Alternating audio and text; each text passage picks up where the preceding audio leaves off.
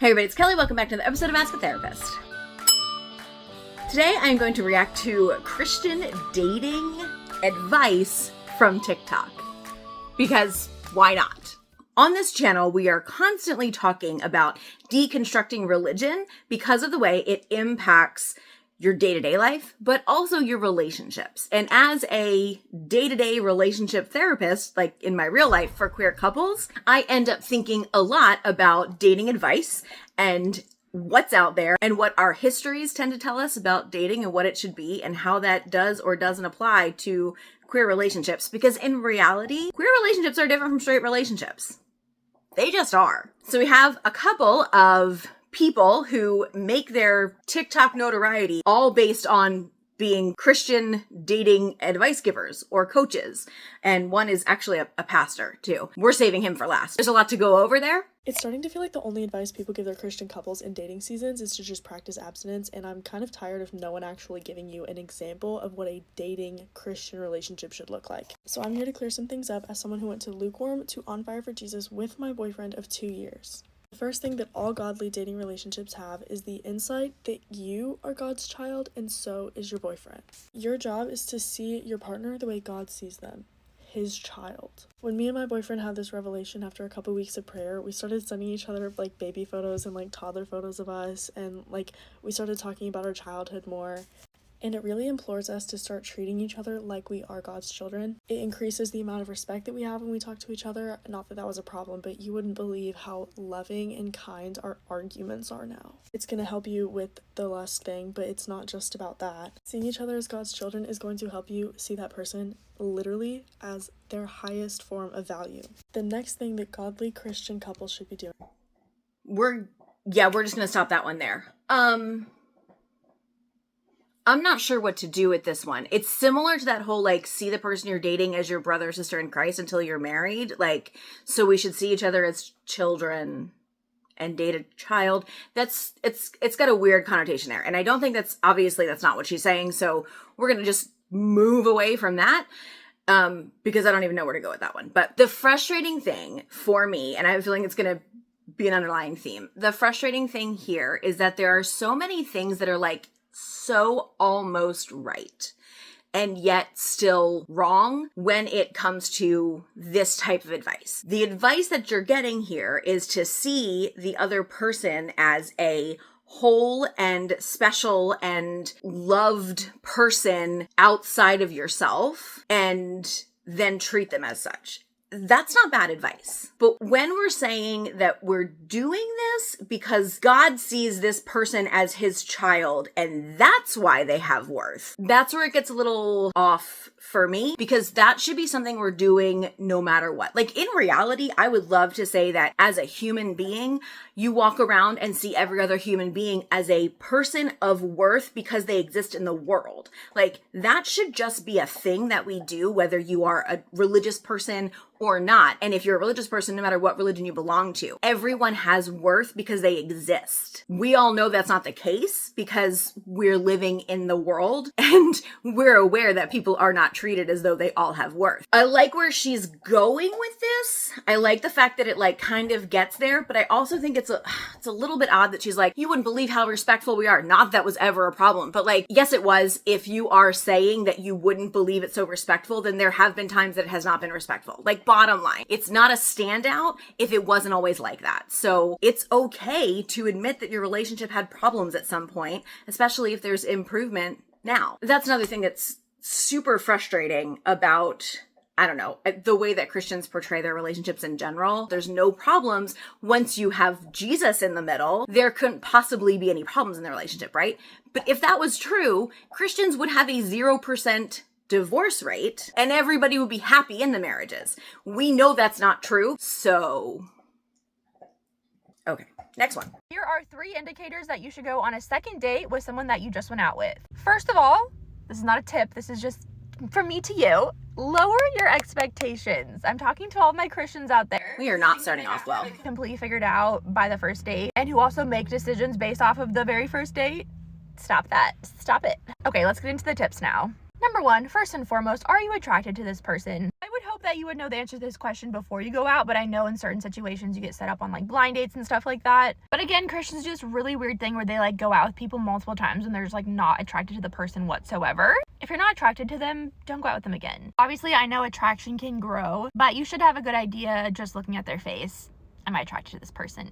2, did I have a good time? Again, we are simplifying this. A first date is really just to get a feel for the person that's in front of you. You're not making any long-term decisions based off of it. But did you have fun? Like, did you enjoy each other? Did you laugh? Do you guys have like chemistry just in your talking? Some people be going on stale, crispy dates and going on more because they think that this person believes the same thing they believe, and that's great. But like, hello? Number 3, do you guys have anything in common? That is really all you're trying to gather from your first date. Lower the expectations and lower the stakes. Also taking into consideration that the person may be nervous and they may not be showing up as the true version of themselves just because of nerves. Let me know if you guys want more of these questions because I'm really passionate about the statement off the bat of lower your expectations seems like a bad idea. Like, no, raise your expectations, raise your standards. You should have high standards people you're dating. Like you should have standards and they should be what you want and you do not have to change them for anybody. Like that's just bad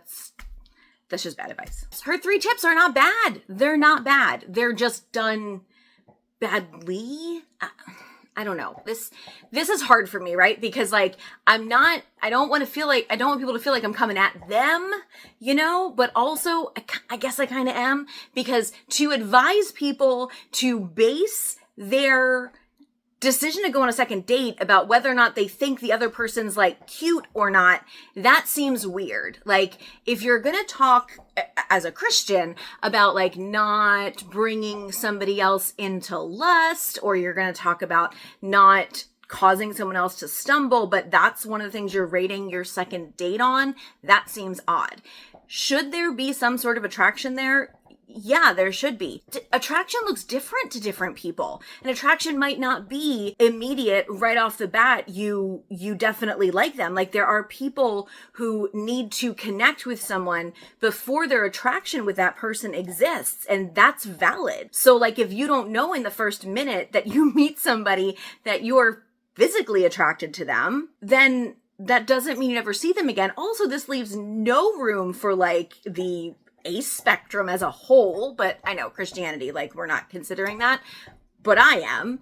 Like, where is the variety in the people that are listening to this? Like this assumes that people 100% see somebody like them. It's a physical and sexual connection, and that's what they want, and that's the purpose of dating. Which is not the purpose of dating. That's not the purpose of human connection. That's just not. Okay, and I don't even remember what tip number 2 was. Oh, did you have fun? Sure, that totally makes sense. Did you have fun? But like, the fun is not just on the other person. Shouldn't it be more like, did you connect? Like, did you have things to talk about? Did you have things in common? And in reality, did you have authentic things in common? Like, did you have to change anything about yourself to have things in common? Did you have to like hold back something that you like because they, I don't know, yucked your yum? Like, do you have to change parts about you in that first date? That's something to keep an eye on. And then her number 3 was, do you have anything in common? Did you not figure out if you had something in common before you went on your date in the first place? Like, unless it's a blind date or a fix up, like you should know you have something in common before you go on your first date. Like, I'm not sure why that's even a thing. Okay, next one. Here are the top 3 dating lessons from the Bible. Number 1, he is going to move with speed. If the man that is courting you is not moving with speed, chances are he is not the man that God has for you. So in Song of Solomon chapter 1 verse 8, the Bible says, "Here comes my beloved, skipping upon the mountains, leaping upon the hills." If he's dragging his feet, if he's breadcrumbing you, chances are he's not the man that God has for you. I need to pause that. We're gonna take this one by one because this is going to be really complicated. What? No. What? Okay. Playing games and giving just enough to keep you into the chase and not giving you what you need, like longer term. Yes, that's a problem. Obviously, like clearly that's a problem. That is something that is not okay. But the idea that if someone likes you, they're going to pursue you quickly and single-mindedly, that's not liking someone. That's not caring for someone. That's not building a relationship that's driven to possess someone. Like, is this the advice that we're giving people? Like, that's what you want to have? Okay, I know this is advice you're giving people. I know this is what people are programmed to want. And this is part of the issue that comes up then when people make the turnover into dating in the queer community, when they've been essentially trained to date straight and religious, right? If you're socialized as female, you're taught to be ready to be pursued. And if he likes you, he will pursue you single-mindedly. And if he doesn't do that, then he doesn't like you. The problem is the way that they phrase this is then he's not the one that God has for you. And God has someone for you, so like walk away. Or like the idea that the control is still out of your hands. It's this guy pursuing you, the one God has for you. Like you still don't get control. You still don't have any say. You don't have any ability to make decisions here. It's all about what something outside of you wants for you. And that's crap. You get to decide what you want in a relationship, in a date, in friendship, in association with other people. And if other people can't get on board with that, then they are not going to get your time. And I don't know why that is so hard for people to understand that that's an okay way to be. Well, I do know why, because indoctrination, but... Number 2, he's going to want to see you and he's going to want to hear your voice. If he is not calling you, if he is not making plans to see you, sis, chances are this is not the man that God has for you. So in Song of Solomon, chapter 2, verse 14, the man is speaking to the Shulamite woman and he says, "Let me see your face. Let me hear your voice. For your voice is sweet and your face is lovely." If he's not calling you and if he's not making any plans to see you, chances are that this is not the man that God has for you. Number 3, he's gonna speak life into you. He's not gonna make you feel insecure. So in Song of Solomon, chapter 7, verse 1, so if you are curious about how a man should court you, look no further than the Bible. It's full of gems about how a man should treat you as he's courting you. Yeah, it's also full of information of men treating women like property and being traded for like crops and livestock. So I guess Song of Solomon isn't even about relationships. I swear, people like need to study where this stuff comes from. The only thing in there that I even want to remark on, because the rest was not anything to listen to and honestly not anything to respond to, being complimentary to the person that you're dating. And I would agree with that. If you're going to have somebody who's going to be significant in your life, they need to be making your life better. And you need to be making their life better too. You need to be equally challenging each other to be better people. It's not like a quid pro quo, right? Like you're not keeping tally of like how many times you've supported each other. Now, in the same breath, I am going to say, if it does feel like you are not getting equal support from your partner, that is a conversation that needs to happen, right? Like you do deserve equal support, but that's a conversation to have then. If it's in the beginning of the relationship, and you're not ready to have that conversation, then that's your decision about whether or not that's something you want to continue. But that's up to you. But like, if the person that you're seeing is not somebody who makes you feel good about yourself, yeah, that would be a flag to pay attention to. Not because some dude in the Bible allegedly told his concubine that her feet look good in sandals, though. That's not why. Why do Christian relationships move so fast? What is the ring before spring deal? Why do you see Christian couples get engaged after like 3 months? I'm going to talk about it. And I'm coming from a perspective of I have done the worldly relationships. And in every sense of that, I mean the worldly relationships. And now I'm in a Christian relationship where we are devoted to the Lord. And I'm going to tell you that the differences between the two and why this one moves so much faster. This is a disclaimer. This is my opinion. This is the opinion of people I've talked to about this. And this is also just what I've seen from my personal experiences and the people around me. It's not every single Christian couple, but what I've found is if you and your partner, you and your boyfriend or you and your girlfriend are completely sold for Jesus and devoted to the Lord, you're walking in purity, and you want to do all the things according to the Bible, things move a lot faster because when you take away the physical intimacy and like the sex and all the other stuff out from the beginning, you get to the heart of a person so much faster. You have deeper conversations in the beginning, like how many kids do you want? Where do you want to live? What do you think the Lord is calling you to do in your life when you're married? Introducing physical intimacy in relationships early on means that it's going to be a lot more emotional if you ever break up. And it also just like clouds your judgment to like overlook the things that could be red flags. I know this from personal experience. When you get to the core of someone that much quicker, it just makes you want to get married to them that much faster. I always like to say a month of dating in Jesus time is like a year. So like 3 months of dating someone when you're like completely like sold on Jesus and just pursuing the Lord together, it literally feels like 3 years.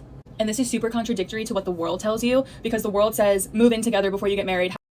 That's not even lesbian math, okay? That's not what? Have sex before marriage, like test drive the car before you know you want to commit to it for the rest of your life. That's literally so not what the Bible says and not what the gospel is about, and that's not what Christ's love looks like. So when you are living with someone and when you are sleeping with them before marriage, then what incentive do you have to get married? Because you're already kind of playing house, you're already basically married, you're living in the fruit of what a marriage looks like, but without the covenant protection of it. So it's like, I get why couples are together that have been living together for so long and just don't get engaged and don't get married, because they already are living that. And for Christian couples, that is something that we are so excited for in marriage. So that gives us more of an incentive to move a little bit faster, because we get to look forward to those things and want to do them together under covenant according to the Bible. So super cool. End of that contradicted everything she said in the beginning. Essentially, what I'm hearing her say is that in her past relationships, in the people that she's talked to, everything like that, when you take the idea of getting physical in any way out, when it's a woman and a man, in her experience, when the man can't have sex and he's forced to talk to you, like, that's what I'm hearing. Is that what we're saying? Because you can be physically and emotionally intimate if you choose to be, and not have to sacrifice one for the other. The problem is when you don't know how to talk to each other and you don't make any efforts to make that connection. That's not about having or not having sex. Either way. At the end, she then talks about how the people in the world like set up and play house, and there's no reason to get married. Like, what? Why buy the cow and you get the milk for free? Like, that's what I'm getting from this. But Christians are really excited to be able to do that under the covenant of marriage. Like, I don't understand how people who use this argument don't understand this argument doesn't make any sense. You can be with someone and commit to each other without the legal obligation to be committed to each other and stay together. And you can have a legal obligation to be committed to each other and leave each other. People are not more likely to stay together just because they're married.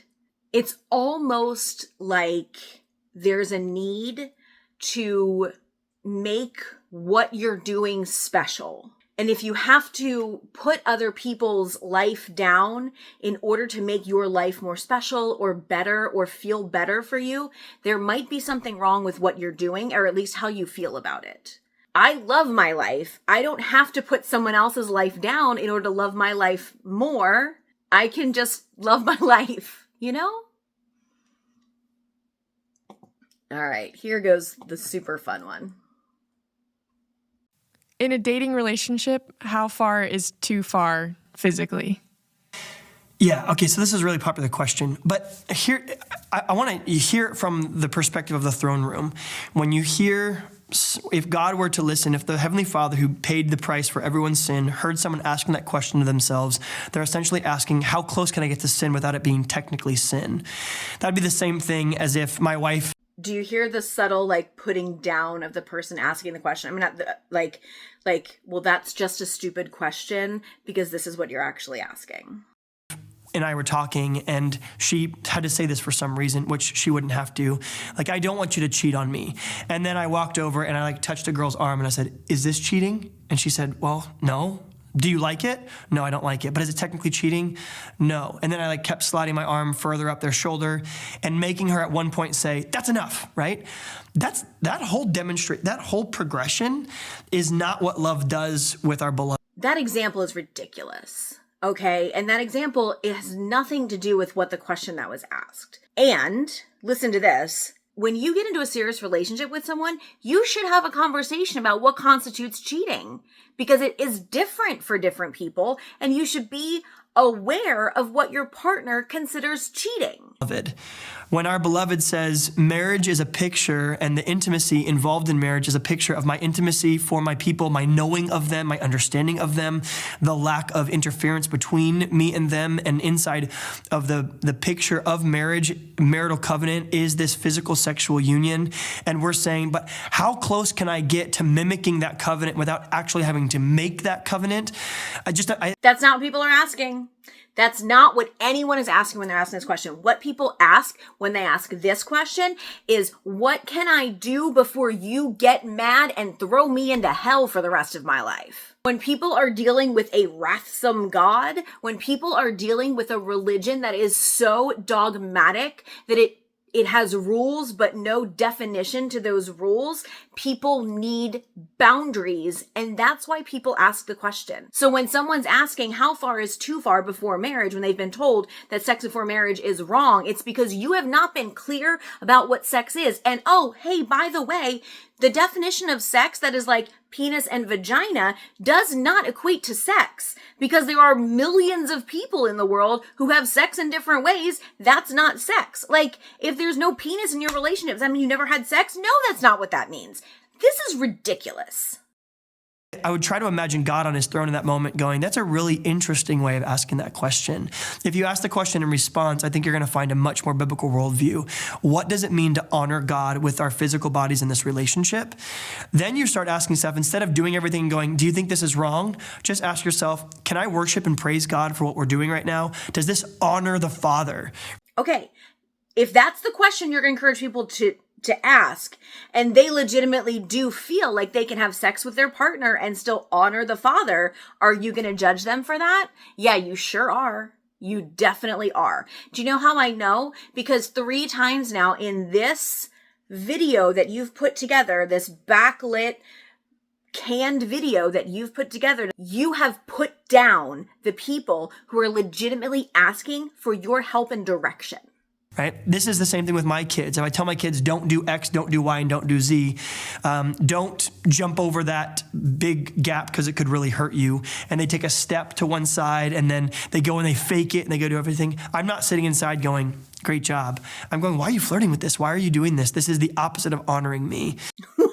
Honoring you. So them figuring out their own boundaries has nothing to do with you. And if that's the God that you worship, I mean, fine for you. But the expectation that everything that somebody is going to do is a direct insult to this like sky daddy, I cannot fathom how this expectation got to this level and it's like seen as rational. So that's a really simplistic, probably mind shift way of thinking about things. Don't think how close can I get to sin, but with how much glory can I honor Christ? And that'll kind of change your perspective. If you want to ask it from a strictly biblical perspective, I think the text makes it really clear. Until you're married, you should treat one another like brothers and sisters. So I guess that should help most of us with some kind of guidelines. Gross. So until you get married, they're your brother or sister. But as soon as as soon as you say I do, or as soon as you're walking down the aisle, or as soon as you have that kiss, where's the line then? Because I am still asking, where's the line that now they're your spouse and now you can have sex with them and do all the things that you're supposed to do with your partner for life, by the way. And all of a sudden that switch is supposed to flip and they're not your sibling anymore. Come on, dude. Come on. That was exhausting. Okay, the verdict is there's some really messed up dating advice out there, and Christians are following some really, really old guidelines. How you look at meeting someone and connecting to them and dating and finding somebody to spend your time and energy with within the queer community is different from how you do it in the heterosexual world, okay? That is true. But for so many people, when they make that transition from living in the straight world and becoming part of the LGBTQIA plus community, all you've known dating-wise is this kind of advice in general, because this advice doesn't just exist in Christian circles, right? A lot of times, that advice is taken over and applied to your new interactions. And when that's done, it can honestly kind of mess things up because it puts people into situations and roles and expectations that don't apply, because a lot of these game playing, rule following things do not need to exist when you just actually have a mutual respect for one another that says, hey, you're a person, a human of like your own worth outside of me. And I like to get to know you and spend time with you and see where this goes. And I'm just going to be honest with you about like where this goes. Like if everybody could just do that, dating would be a lot easier. And I don't want to pretend like everybody does that. Like that's not the case in the straight world. That's not the case in the queer world. Like we're not all that evolved, and I get that. But like you could start there. And then, I don't know, see if you can find somebody that matches that energy. And that's it for today. Thank you so much for being here. I will see you all next time. And until then, take care of yourselves and each other.